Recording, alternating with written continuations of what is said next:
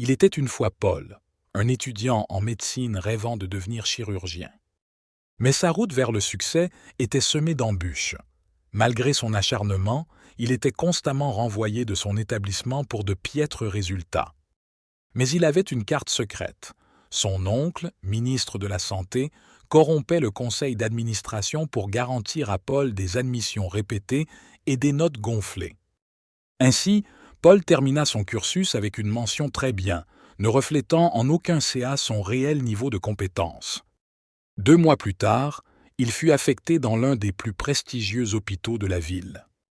Son diplôme attirait les regards et lui permettait d'entrer directement dans le bloc opératoire pour une chirurgie délicate, une hernie lombaire. Mais à son immense surprise, le patient sur la table d'opération n'était autre que son oncle, le ministre lui-même. Hélas, il avait déjà été endormi en vue de l'intervention.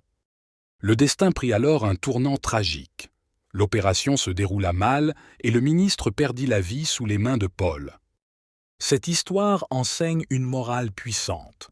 Former et éduquer adéquatement ceux qui nous sont confiés est une responsabilité cruciale, non seulement pour leur propre sécurité, mais aussi pour celle des autres.